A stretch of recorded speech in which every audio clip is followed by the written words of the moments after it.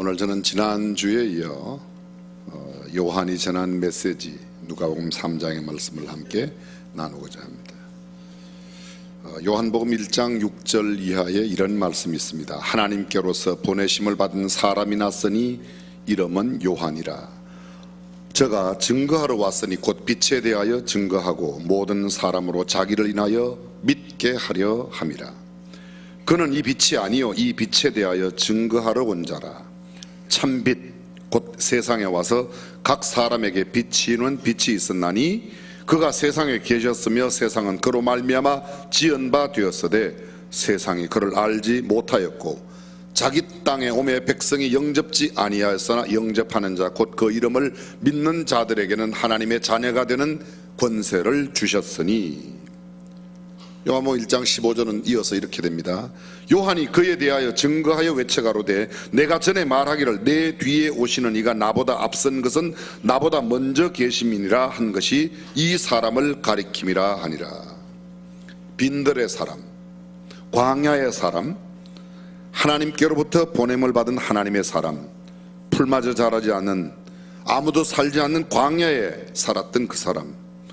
그러나 거기서 말씀하시는 하나님의 음성을 듣고 그 세미한 음성을 들은 뒤 백성들에게 말씀을 전한 사람 요한입니다.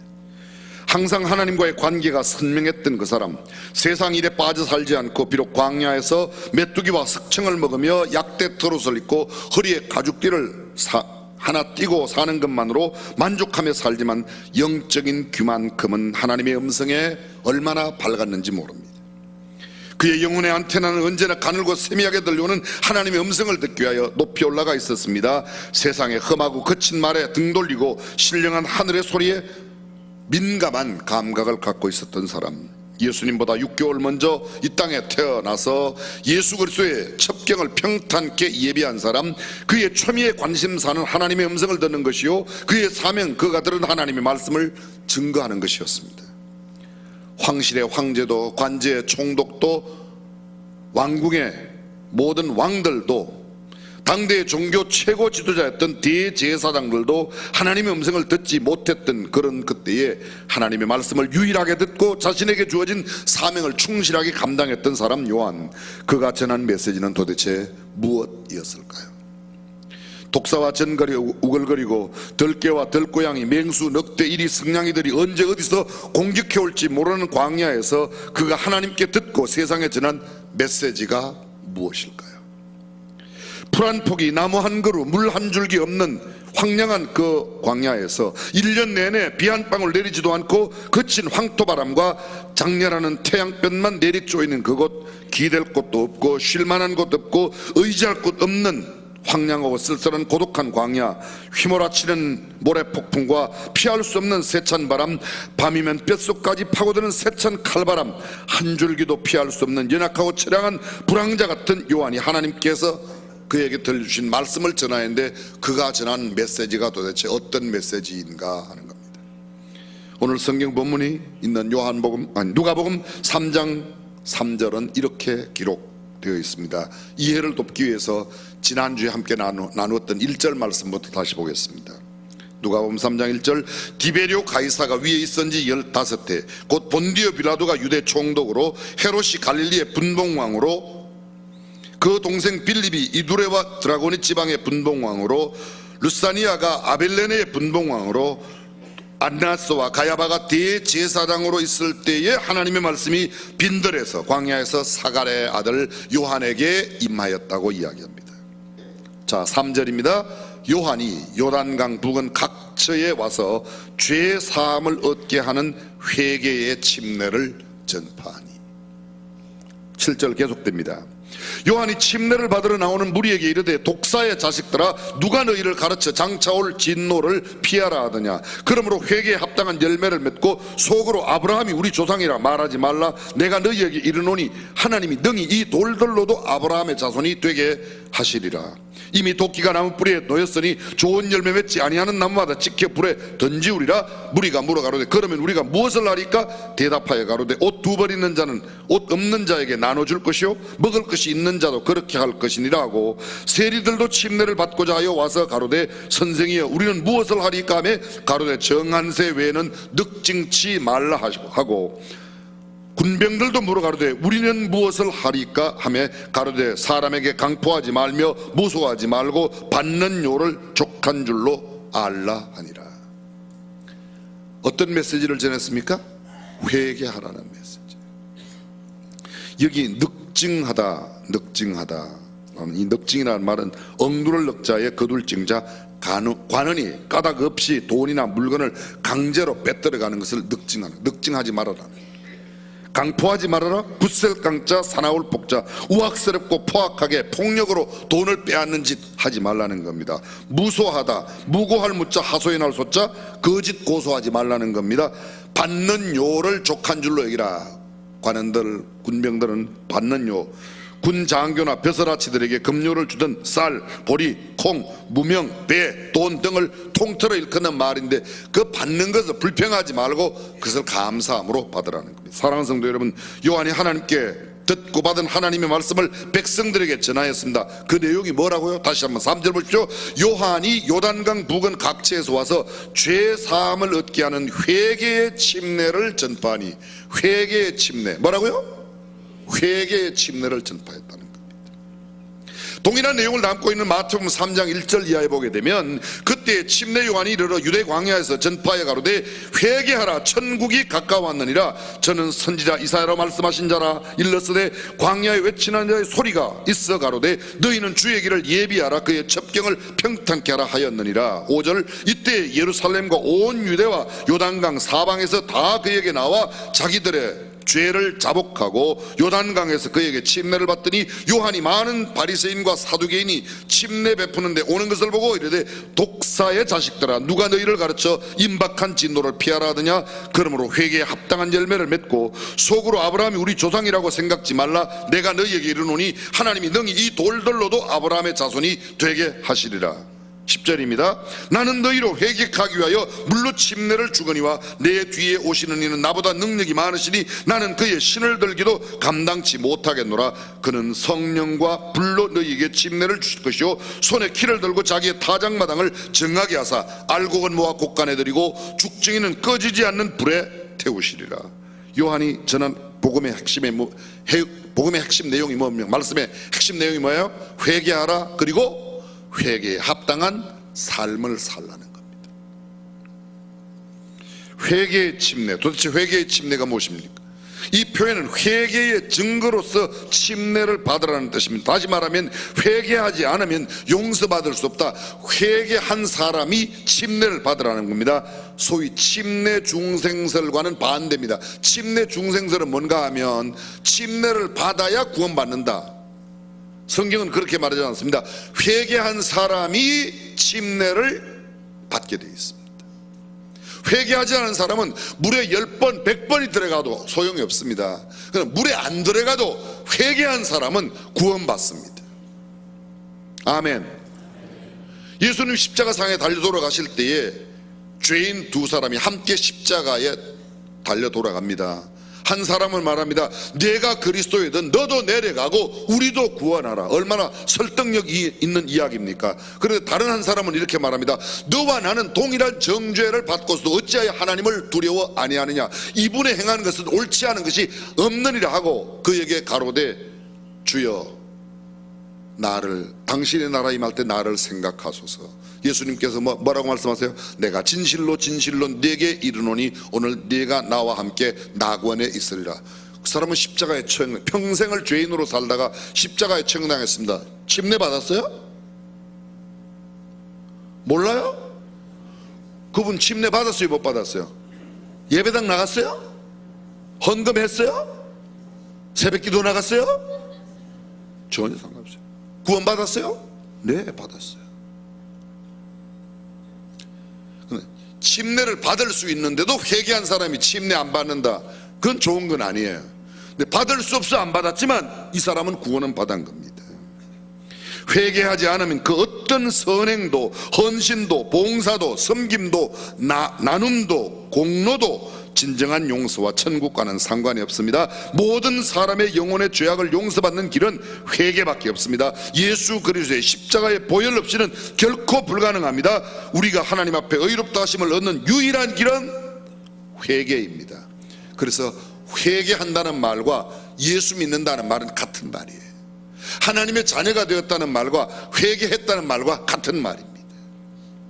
회개, 헬라 원어로 메타노이아, 네 가지 뜻이 있어요. 깨닫다, 뉘우치다, 돌아서다, 갚다. 죄를 깨닫는 겁니다. 죄, 법이 아닌 것, 불법이 죄다, 불의가 죄다, 불선이 죄다, 불신이 죄라. 믿지 않는 게 죄라는 겁니다. 법을 지키지 않으면 죄 맞죠. 의롭지 못하면 죄 맞죠. 선을 알고도 행치 아니하면 죄니라. 어디에 나오죠? 성경에. 그걸 뭐 그렇게 고민을 하세요? 그걸 꼭 야고보서 뭐 이렇게 안 몰라도 어디 나온다고요? 그래 맞았어요. 또 야고보서 이야기했으니까 야고보서 성경에 나오는 거예요. 그거는 남녀회령기고 경전에 나오는 게 아니고. 회개하면 죄를 회개하는 겁니다. 요한복음 16장 9절, 죄에 대하여라 하면 저희가 나를 믿지 아니하며, 예수 믿지 않는 게 죄라는 겁니다. 불법이 죄, 불의가 죄, 선을 알고도 행치 않는 게 죄다? 성경은 그렇게, 글쎄. 근데 그것보다 더 성경이 명백하게 말하는 게 있습니다. 불신, 예수님을 믿지 아니하는 게 불신이 죄라는 거예요. 이거는 다른 어떤 사람도 모릅니다. 성경을 통해서만 알 수 있는 겁니다. 아무리 선하게 살아도, 아무리 착하게 살아도 예수 믿지 않으면 구원받지 못합니다. 가끔 사람들이 저한테 물어봐요. 목사님, 저 사람은 천국 갑니까? 지옥 갑니까? 제가 명백하게 말씀드릴게요. 예수 믿으면 천국 가요. 예수 안 믿으면 지옥 가요. 아멘 하세요. 그 사람은 정말 주무시듯이 돌아가셨어. 좋은 데 가셨을 거야. 택도 없는 소리 하지 마세요. 예수 믿으면 천국 가고, 예수 안 믿으면 그 사람은 교통사고로 험악하게 돌아가셔서, 그 사람은 죽음의 방법, 죽음의 태도가 중요한 게 아니라 예수를 믿었느냐 믿지 않느냐, 다시 말하면 회개하였느냐 회개하지 아니하였느냐가 천국과 지옥을 가르는 유일한 기준임을 믿으시면 아멘. 이거 아멘. 그 죄가 얼마나 흉측하고 무서운지를 뉘우쳐야 합니다. 애곡하고 애통하고 통곡하고 치를 떨며 그 불법은 안 된다, 불의는 되지 않는다, 예수 믿지 않는 건 안 된다, 이것을 깨달아야 되는 겁니다. 하나님, 저는 죄인입니다. 그냥 입술로만 하는 거 말고 철저한 통회가 필요합니다. 그리고 그 죄로부터 돌아서야만 합니다. 불신의 자리에 돌아서서 신앙으로, 그리고 혹여 과거에 잘못한 일이 있다면 그것을 갚아야 됩니다. 구원의 값은 그 어떤 공로와 선행, 억만금의 돈과 보석으로 되는 게 아닙니다. 아무리 많은 돈을 갖고 와도 돈으로 구원을 살 수 있는 것은 아닙니다. 우리 구원의 시작과 끝은 오직 은혜로 예비하신 길, 회개밖에 없습니다. 예수님을 믿는 길밖에 없는 줄로 믿습니다. 예수 그리스도로 말미암지 않고는 아버지께로 올 자가 없다고 말합니다. 사랑하는 성도 여러분, 나는 참으로 죄인이라고 생각해 보신 적이 있습니까? 만약 나는 죄인이라고 생각해 본 적이 한 번도 없다, 그냥 입술로만 주님 죄인입니다, 잘못했습니다, 용서해 주, 택도 없어요. 장차올 심판과 진노를 진지하게 생각하며 그것들로부터 피하기 위하여 예수 그리스도께 나를 맡기고 주님께서 나를 대신하여 십자가에 지셨음을 시인하고 고백하며 통회하고 애곡하고 죄를 철저히 미워하며 주님 앞에 나와 주님을 믿는 믿음을 갖지 않고는 그 어떤 누구도, 세상에 높은 사람도 가진 사람도 배운 사람도 천국과는 상관없습니다. 예수 믿는다는 말은 회개한다는 말과 같습니다. 구원받았다는 말은 회개하였다는 말과 같습니다. 누가복음 13장 3절에 이런 말씀이 있습니다. 실로암 망대가 무너져 18사람이 죽었을 때 예수님의 제자들이 예수님께 와서 물었습니다. 예수님, 저 사람들이 왜 죽었습니까? 저 사람들의 죄입니까? 아니면 무엇 때문에 죽었습니까? 그랬더니 저 사람들이 예루살렘 사람들보다 죄가 더 많아 죽은 줄 아냐? 아니다. 뭐 아니다는 말은 아니지만 너희도 회개치 아니하면 이와 같이 망하리라. 뭐라고요? 회개치 아니하면. 주님의 말씀은 그들이 죄가 어떠다 이게 아니에요. 회개치 않으면 망한다는 겁니다. 죄가 많고 죄가 크기 때문에 지옥 가는 게 아닙니다. 아무리 죄를 많이 지었고 아무리 큰 죄를 지었더라도 회개하면 천국 갑니다. 아무리 나는 평생에 착하게 살고 진실하게 살고 깨끗하게 살고 바르게 살았는데 그거 조금 하나 죄 지었다고 지옥 가냐? 갑니다. 회개 안 하면 갑니다. 그 사람은 너무너무 착한데요. 그 사람은 얼마나, 그 사람 법 없어, 아니 법으로 보호해 줘야 돼요. 그것 갖고 천국 가는 게 아닙니다. 예수 믿으면 천국 가고 예수 믿지 않으면 지옥 갑니다. 이것밖에 없어요. 기준이요. 기독교는 독선이야. 예, 그게 성경이에요. 그게 성경이에요. 착하고 선하고 좋은 일 많이 했기 때문에 천국 가는 게 아닙니다. 회개했기 때문에, 예수를 믿었기 때문에 천국 가는 줄로 믿습니다.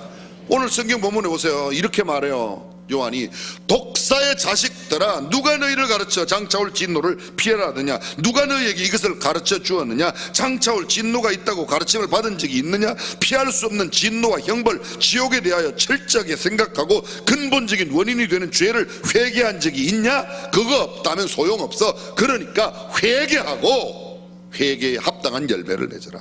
하나님의 말씀은 계속됩니다. 도끼가 나무 뿌리에 놓였으니 좋은 열매가 없는 나무 찍혀 불에 던지게 된다고 말합니다. 심판이 다가왔다는 뜻입니다. 그러므로 빨리 회개해라. 빨리 회개하지 않으면 이미 도끼가 뿌리에 놓여 있는 것처럼 곧 형벌을 받게 될 것이라는, 다른 말로 말합니다. 진실한 회개에는 삶이 따라오게 되어 있습니다.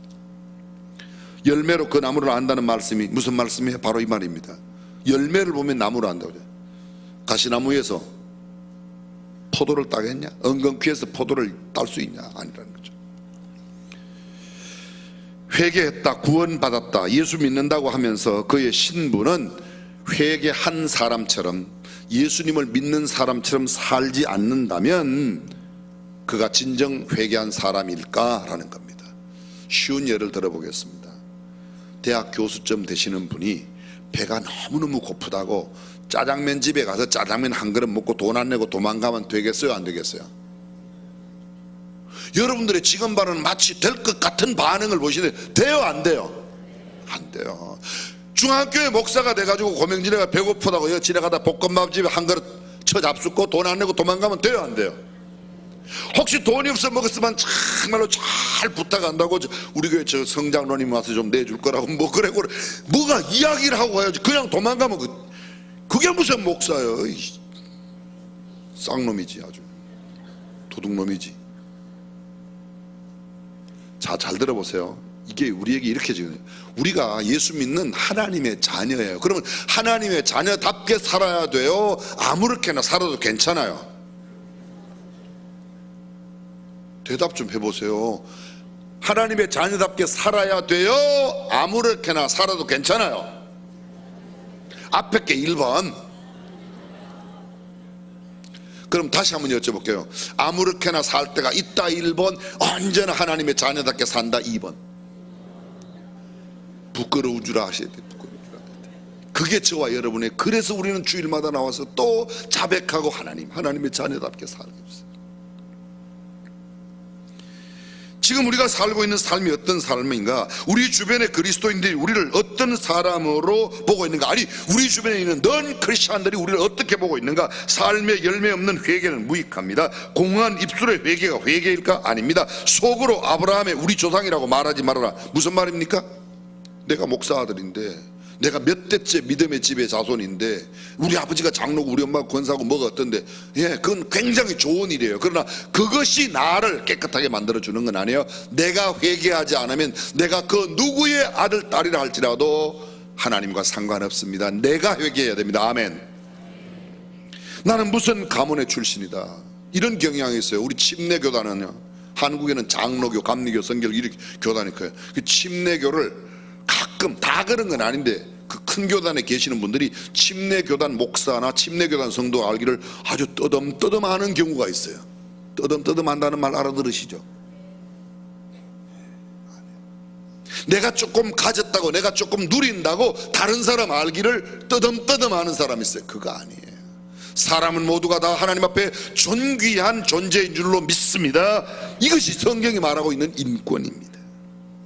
회개에 걸맞는 삶을 산다. 삶이 구원을 주는 것은 아니지만 구원받은 사람은 구원받은 사람답게 살아야 될 줄로 믿습니다. 오늘 본문 성경이 이제 연결되는 바로 전에 나오는 3장 15절입니다. 3장 15절 보실까요? 백성들이 바라고 기다리며 모든 사람이 요한을 혹 그리스도이신가 심중에 의논함이라. 우리는 이 대목에서 뭘 보는가 하면 요한 한 사람이 올바른 메시지를 전하였더니 그 침례요한 한 사람의 사역의 결과가 얼마나 위대한 사람인지 모든 사람들이 야, 저분이 그리스도가 아니야? 이렇게 여길 만큼 보여졌다는 것. 우리 주변에 있는 사람들이 우리를 보면 중앙교회 나가는 그분이 장로님이래, 권사님이래, 집사님이래, 그분이 중앙교회 나가는 성도래. 야, 보통 아니야. 정말 달라 그분은. 이렇게 보냐는 거예요.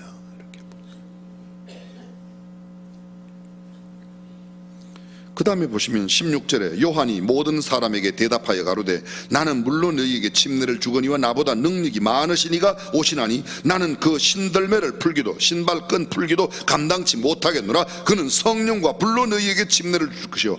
여기 요한은 보십시오. 침례 요한은 진실한 사역자로서의 언제나 예수 그리스도만을 높입니다. 사람들이 이분이 그리스도가 아니냐고 이렇게 생각하는데 그래 나 괜찮지 이렇게 아니고 아니야 나는 그리스도가 아니야. 나는 예수님이 아닌데 예수님은 따로 계셔. 내 뒤에 오시는 그분 불과 성령으로 성령과 불로 침례를 주신 그분이야. 나는 그분을 증거하는 것뿐이야. 우리가 요한복음 1장 처음에 읽었습니다. 그는 이 빛이 아니요 이 빛에 대하여 증거하러 온 자라. 나는 빛이 아닙니다. 사람들이 아무리 나를 칭송하고 높여도 나는 빛이 아니라고 해야 됩니다. 근데 조금 죄송합니다. 조금 자기 섬기고 있는 교회가 크다든지 남들이 조금 저를 이렇게 높여보면 지가 금방 모가지 힘이 들어가가지고 부러집니다. 요한 보세요. 이렇게 말합니다. 어떤 날 요한의 제자들이 와서 요한에게 선생님 제자들이 자꾸 예수님께 가는데요. 그랬더니 뭐라고 그래요? 예수님께서 요한이 뭐라고 그래요? 그는 흥하여야 하겠고 나는 쇠하여야 하리라. 그걸 요새 말로 말하면 목사님네 교회 성도들이 자꾸 지금 저쪽으로 갑니다. 그래? 그 싸가지 없는 놈한테 왜 가? 이게 아니에요.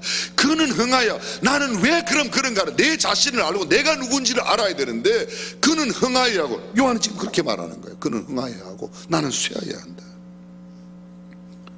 많은 사역자들의 태도가 일부 진실한 사역자 아닌 사람으로 평가받는 그런 사람들을 말하는 겁니다. 대부분의 많은 사람들이 존경받죠. 근데 그들의 특징이 뭔가 하면 자꾸 지가 예수님 자리를 차지하는 겁니다. 어떤 사람이 천국에 갔대요. 예수 믿는 사람인데 그럴 때 막 예수님 너무너무 반갑게 맞이하시더래요. 근데 장로님이 오셨는데 막 너무너무 더 반갑게 막 악수하고 막 수고했다고 칭찬하고 난리가 나셨대요. 근데 목사님이 딱 갔는데 이렇게 그냥 너 왔냐? 이러고 악수만 하더래요. 그래서 너무 궁금해가지고 물어봤대요. 왜 그러십니까? 저분은 교회 목사인데 그랬더니 쟤네들은 말이야 내가 일어나면 내 자리에 와서 앉아 그러더래요.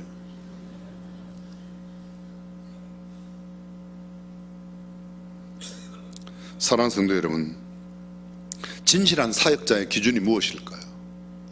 설교를 잘하면? 기도를 잘하고 많이 하면?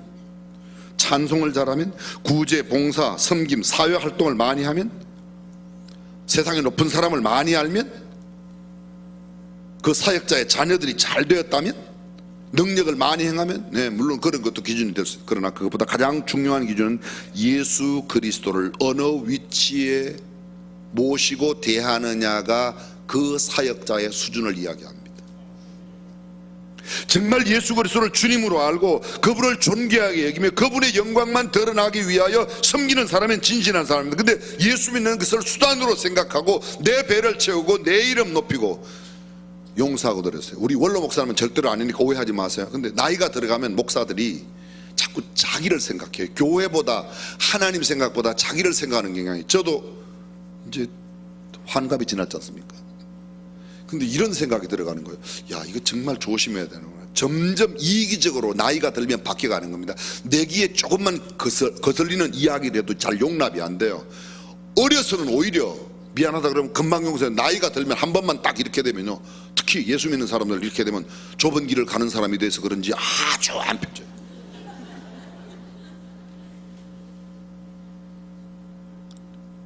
귀 있는 자는 들으십시오. 나를 챙기는가, 주님의 자리를 먼저 모시고 주님의 자리를 먼저 생각, 하나님의 영광을 먼저 생각하고 교회를 생각하는가, 아니면 내 집, 내 식구, 내 새끼만 생각하는가 고민할 수 있습니다. 또 한 가지 요한을 통해서 아무리 훌륭하고 경건하고 거룩한 사역자라도 예수 그리스도는 자신과는 본질적으로 다르다는 것을 나타내고 있습니다. 침례요한이 이렇게 말합니다. 나는 그 빛이 아니야. 빛은, 참빛은 예수 그리스도야. 나는 그를 증거할 뿐이야. 나는 물로 침례를 주는 회개, 나는 회개하라는 메시지를 전할 뿐이고, 정말 여러분을 거듭나게 하는 성령의 역사로, 그리고 마지막 잘못된 것을 심판하실 분은 예수 그리스도라고 증거하고 있는 분이 바로 오늘 본문에 나오는 요한이라는 겁니다. 요한이 전하는 메시지가 그 내용이에요. 마지막 보실까요? 오늘 본문 18절. 또 기타 여러 가지 말로 권하여 백성에게 좋은 소식을 전하였으니, 요한이 전한 메시지가 뭐예요? 좋은 소식. 좋은 소식, 영어로 뭐예요? 좋은 소식. Good news. Good news. 이건 그냥 괜찮아. 유치원 안 나와도 다 알 수 있는 거예요. Good news. Good news. 좋은 소식. 근데 어떤 사람은요, 유독 굿뉴스는 안전하고 하여간 나쁜 소식만 그렇게, 세상의 뉴스는, 큰 소식은 거의 나쁜 소식이에요. 쓰나미, 화산, 전쟁, 몇 명 죽은 거 맨날 이등해. 별로 기분 좋은 소식은, 큰 소식이 별로 없어요. 그렇죠? 여러분들이 뉴스 듣고 그렇게 기뻐했던 소식이 뭐 별로 누구에게 있어요?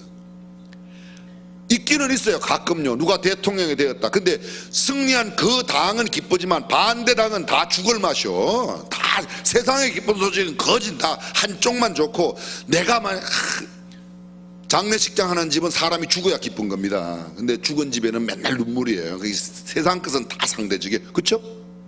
우리 집에 손님이 많이 오면 옆집은 손님은 안 가. 나는 기쁜데 옆집은 울상이에요. 세상은 다 대조적이에요. 근데 온 백성에게, 누구에게도 좋은 소식, 그게 굿뉴스예요. 그게 굿뉴스예요. 예수님이 태어나셨을 때 천사가 뭐라고 그래요? 보라, 내가 온 백성에게 미칠 큰 기쁨의 좋은 소식. 온 백성이 누구예요? 온 백성이 누구예요? 아니, 온 백성이 누구냐고 여쭤봤어요. 온 백성이 누군지 아세요? 아담 하와로부터 지금까지 존재하였고 역사 속에 사라진 사람, 모든 백성, 지금 현재 온 세상에 살고 있는 모든 백성, 앞으로도 이 땅에 태어날 모든 백성, 온 백성에게 미칠 좋은 소식. 할렐루야. 누가요? 예수 그리스도가. 그게 좋은 소식이에요. 그게 좋은 소식. 공동번역 성경에 이렇게 돼. 그 밖에도 요한은 사람들에게 여러 가지로 권하면서 복음을 선포하였다. 복음 좋은 소식이에요.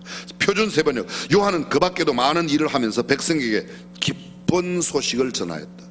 기쁜 소식. 현대인의 성경. 그 외에도 요한은 백성들에게 여러 가지 말로 권면하고 그들에게 기쁜 소식을 전하였다.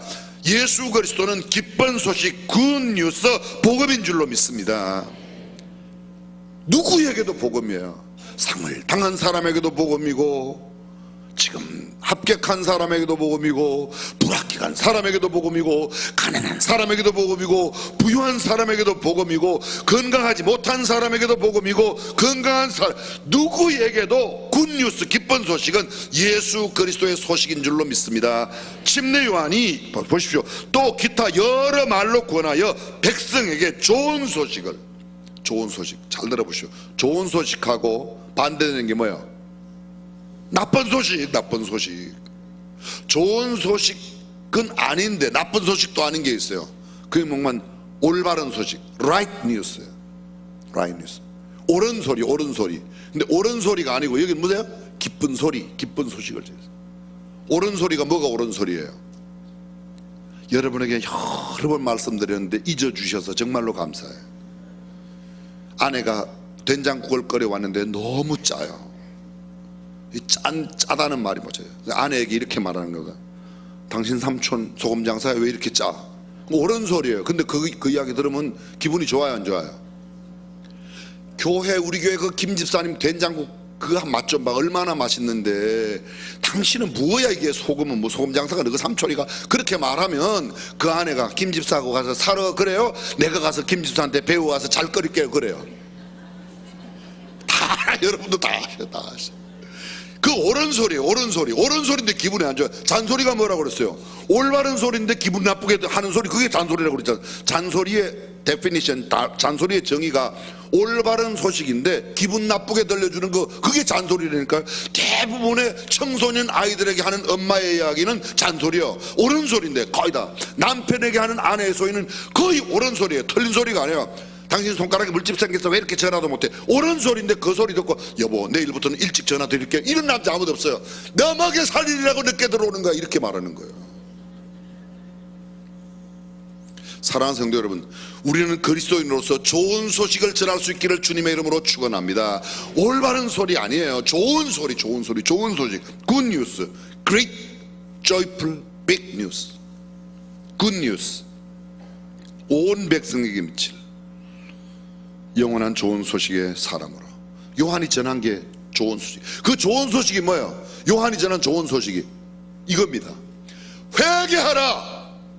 이 회개하라는 말과 구원받으세요, 이 말과 똑같은 말이에요. 그런데 회개하라는 말을 들으면 뭐야 이렇게 복 받으세요, 건강하게 사세요, 부자 되세요, 그러면 그 말이 건강하세요, 행복하세요, 부자 되세요, 그 말이 회개하라는 말과 똑같은 말이에요. 그런데 회개하라는 말만 들으면 기분이 나빠요.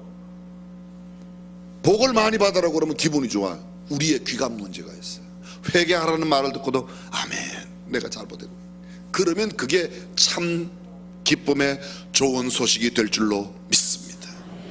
요한이 전하는 메시지, 우리도 전하 이 땅에 정말 수많은 사람들이 구원에 이르고 놀라운 하나님의 축복을 누리는 역사 있기를 주님의 이름으로 축원합니다.